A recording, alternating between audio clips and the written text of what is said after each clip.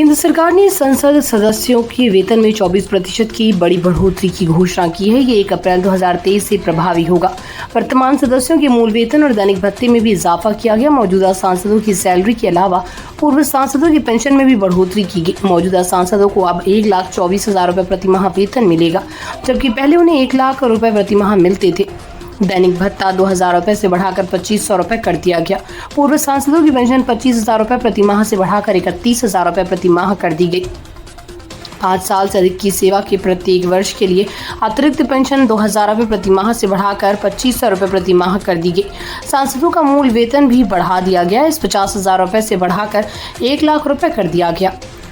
इससे पहले भी कुछ राज्यों ने अपने विधायकों के वेतन में बढ़ोतरी की। हाल ही में कर्नाटक का सरकार ने मुख्यमंत्री और उनके कैबिनेट मंत्रियों सहित राज्य के विधायकों के वेतन में 100% बढ़ोतरी की है। सुप्रीम कोर्ट ने उत्तर प्रदेश के प्रयागराज में मनमानी तरीके से मकान ढहाने के लिए सोमवार को उत्तर प्रदेश सरकार की आलोचना करते हुए कहा कि इस कार्रवाई से उनकी अंतरात्मा को धक्का लगा है। प्रयागराज में साल 2021 में कुछ लोगों के मकानों पर नोटिस जारी करने के 24 घंटे के बाद ही बुलडोजर एक्शन लिया गया था। इसी के बाद अब जब याचिकाकर्ता सुप्रीम कोर्ट पहुंचे तो सुप्रीम कोर्ट ने कहा नोटिस के 24 घंटे के अंदर ही बुलडोजर चला दिया, ये बर्दाश्त नहीं कर सकती। जस्टिस अभय एस ओका और जस्टिस उज्जवल भुइया की बेंच ने नोटिस देने के 24 घंटे के अंदर ही मकानों को बुलडोजर से गिराने और पीड़ितों को अपील करने का समय नहीं देने पर भी नाराजगी जताई। बेंच ने कहा, हमारी अंतरात्मा को झकझोरता है और किस तरह से आवासीय परिसरों को मनमानी तरीके से ध्वस्त किया गया, जिस तरह से पूरी प्रक्रिया को अंजाम दिया गया वो चौंकाने वाला है। अदालतें ऐसी प्रक्रिया को बर्दाश्त नहीं कर सकती। अगर हम एक मामले में इसे बर्दाश्त करते हैं तो ये जारी रहेगा।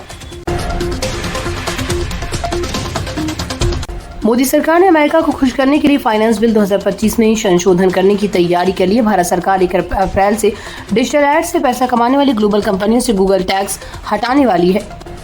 टैक्स का बोझ कम होने से गूगल और मेटा जैसी कंपनियों को बड़ी राहत मिली। संशोधन में सबसे बड़ी खबर यह है कि 6% इक्वलाइजेशन लेवी को हटा दिया गया, जिसका सीधा फायदा इन कंपनियों को होने वाला है। आइए समझते हैं संशोधन क्या है, इतना जरूरी क्यों और इसे कैसे से डिजिटल कंपनियों को फायदा मिलेगा। इक्वलाइजेशन लेवी एक तरह का टैक्स था जिसे भारत सरकार ने 2016 में पेश किया, जो ये टैक्स विदेशी डिजिटल कंपनियों पर लगाया जाता था जो भारतीय यूजर्स को डिजिटल सर्विसेज ऑफर करती थी। इसका मेन मोटिव ये था कि इन कंपनियों पर उसी तरह से टैक्स लगाया जाए जैसे भारतीय कंपनियों पर लोकल लेवल पर लगाया जाता है। भारत ने संयुक्त राष्ट्र में शांति स्थापना सुधारों पर बहस के दौरान जम्मू और कश्मीर को लेकर पाकिस्तान के बार-बार दिए गए बयानों को सख्ती से खारिज कर दिया। भारत ने उन्हें अनुचित बताते हुए स्पष्ट किया कि जम्मू और कश्मीर भारत का अभिन्न अंग था और हमेशा रहेगा। संयुक्त राष्ट्र सुरक्षा परिषद में बोलते हुए भारत के अस्थायी प्रतिनिधि राजदूत पार्वथा नेनी हरीश ने पाकिस्तान की आलोचना करते हुए कहा कि वो शांति स्थापना पर मुख्य चर्चाओं से ध्यान भटकाने का प्रयास कर रहा है। उन्होंने कहा, भारत ये स्पष्ट करना आवश्यक समझता है कि पाकिस्तान के प्रतिनिधि ने एक बार फिर भारतीय केंद्र शासित प्रदेश जम्मू और कश्मीर पर अनुचित टिप्पणी की है। ऐसे बार बार किए गए दावे न तो उनके अवैध दावों को मान्यता देते हैं और न ही उनके राज्य प्रायोजित सीमा पार आतंकवाद को सही ठहराते हैं। कॉमेडियन कुणाल कामरा की मुश्किलें बढ़ती ही जा रही। दरअसल खार पुलिस ने कुणाल कामरा के घर समन भेजा है और उन्हें आज सुबह 11 बजे जांच अधिकारी के सामने पेश होने को कहा।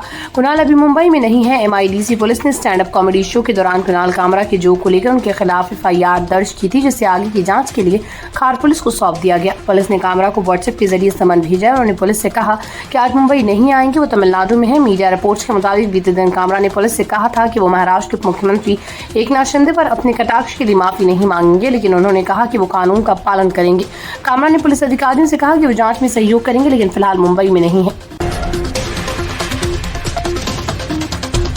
बॉलीवुड सुपरस्टार सलमान खान 60 साल की उम्र में भी फिल्म इंडस्ट्री में लीडिंग एक्टर्स में से एक हैं। उन्होंने इन सालों में फैंस के दिलों में एक खास स्थान हासिल किया। सलमान भी फैंस की डिमांड का पूरा ख्याल रखते हैं और त्योहारों पर उन्हें खास सरप्राइज देने की कोशिश करते हैं। पिछले साल सलमान खान ईद के मौके पर नहीं आ सके थे, लेकिन इस बार वो फैंस को ईदी देने के लिए ईद के मौके पर आ रहे हैं। उनकी फिल्म सिकंदर 2025 में सिनेमाघरों में रिलीज की जाएगी। बड़े सुपरस्टार्स हमेशा से त्योहारों पर फिल्में रिलीज करने के लिए जाने जाते हैं। सलमान ने भी ईद ही नहीं बल्कि और त्योहारों पर भी अपनी फिल्में रिलीज की है। ये फिल्म पहले दिन से ही धमाल मचाना शुरू कर सकती है। ऐसे में आइए जानते हैं opening day box office collection के लिहाज से कौन सा त्योहार सलमान के लिए सबसे ज्यादा लकी रहा और 2025 में सिकंदर बनकर आ रहे सलमान खान के मुकद्दर में क्या है। कुणाल कामरा की महाराष्ट्र राजनीति पर किए गए व्यंग वाले वीडियो पर शिंदे समर्थकों का गुस्सा भड़का हुआ है। अब इस विषय पर महाराष्ट्र के मुख्यमंत्री एकनाथ शिंदे ने कहा कि अभिव्यक्ति की स्वतंत्रता है, हम व्यंग को समझते हैं, लेकिन इसकी एक सीमा होनी चाहिए। किसी के खिलाफ बोलने के लिए सुपारी लेने जैसा है। सामने वाले व्यक्ति को भी एक निश्चित स्तर रखना चाहिए था, अन्यथा क्रिया की प्रतिक्रिया होती है। वहीं सीएम फडणवीस ने कहा कुणाल कामरा को माफी मांगनी चाहिए, लेकिन कॉमेडियन कुणाल कामरा ने माफी मांगने से मना कर दिया। कुणाल ने कहा कि मुझे सबक सिखाने की धमकी देने वाले नेता ध्यान रखें कि अभिव्यक्ति की स्वतंत्रता के हमारे अधिकार का उपयोग केवल शक्तिशाली और अमीर लोगों की चापलूसी करने के लिए नहीं किया जाना चाहिए। आपकी असमर्थता मेरे अधिकार की प्रकृति को नहीं बदलती है। जहां तक मुझे पता है, हमारे नेताओं और हमारी राजनीतिक व्यवस्था की सर्कस का मजाक उड़ाना कानून के खिलाफ नहीं है। मैंने जो कहा वो बिल्कुल वैसा ही है जैसा कि अजीत पवार ने एकनाथ शिंदे के बारे में कहा था। उत्तर प्रदेश के लखनऊ में नगर निगम की कार्यकारिणी बैठक हुई। इसमें कई अहम फैसले लिए गए। कई प्रस्ताव पर सहमति बनी तो कई पर सहमति न बनने पर उसे कमेटी में भेज दिया गया। बैठक में तय किया गया कि लखनऊ में अब सुनीता विलियम्स के नाम पर एक सड़क हुई। इसके अलावा बैठक में पार्षदों की निधि 63 लाख रुपए बढ़ाई गई। अब निधि 1 करोड़ 47 लाख रुपए से बढ़कर 2 करोड़ 10 लाख रुपए हो गई। पार्षद सहमति से दूसरे वार्डों में भी विकास कार्य करवा सकेंगे। मेयर सुषमा खरकवाल की अध्यक्षता में सोमवार को नगर निगम मुख्यालय में कार्यकारिणी की बैठक में वित्तीय वर्ष 2025-26 के लिए बजट पेश किया गया। बजट में सफाई व्यवस्था, जल निकासी, स्कूलों की मरम्मत, पार्कों की देखरेख और डिजिटल प्रशासन को लेकर बड़े बदलाव किए गए। बैठक में नगर निगम का 2025-26 का कुल बजट 3,270 करोड़ 54 लाख निर्धारित किया गया। ओपनिंग बैलेंस में 966 करोड़ मिलाकर 4,236 करोड़ 63 लाख रुपए का है। ये ऑफिस के लिए 3 करोड़ से 4 करोड़ का प्रावधान किया गया।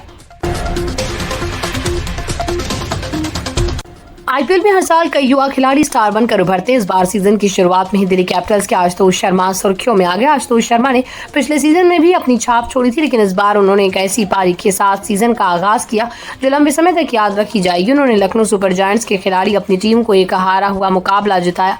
आशुतोष को इस यादगार पारी के लिए प्लेयर ऑफ द मैच भी चुना गया, जिसे उन्होंने अपने गुरु को समर्पित कर दिया। आशुतोष शर्मा ने लखनऊ सुपर जायंट्स के खिलाफ 31 गेंदों पर 202.90 की स्ट्राइक रेट से नाबाद 66 रन बनाए, जिसमें 5 चौके और इतने ही छक्के शामिल रहे। उनकी इस पारी के कदम पर दिल्ली की टीम 210 रनों का टारगेट चेस करने में कामयाब रही। इस ऐतिहासिक जीत के बाद आशुतोष शर्मा ने प्लेयर ऑफ द मैच का अवार्ड शिखर धवन को समर्पित किया। दरअसल आशुतोष शर्मा भारत के दिग्गज खिलाड़ी शिखर धवन को अपना गुरु मानते हैं। उन्होंने पिछले सीजन शिखर धवन की कप्तानी में आईपीएल डेब्यू किया, तब तक वो पंजाब का हिस्सा थे। बिहार में इसी साल चुनाव होने के चलते राज्य में सियासत तेज होगी। सभी पार्टियों ने एक दूसरे पर निशाना साधना और जनाधार को अपने हित में करना शुरू कर दिया। इस बीच बिहार में इन दिनों पार्टियों के बीच जुबानी नहीं बल्कि पोस्टर वार दिखाई दे रही। इन पोस्टरों में निशाने पर मुख्यमंत्री नीतीश कुमार सहित एनडीए के दूसरे साथी जीतन राम मांझी और चिराग पासवान को मुसलमानों का धोखेबाज बताया गया। पोस्टर में स्लोगन है, तुम तो धोखेबाज हो वादा करके। ये पोस्टर उस समय सामने आया जब हाल ही में सीएम नीतीश कुमार की इफ्तार पार्टी को इमारत शरिया सहित कई धार्मिक मुस्लिम संगठन बायकॉट कर रहे हैं।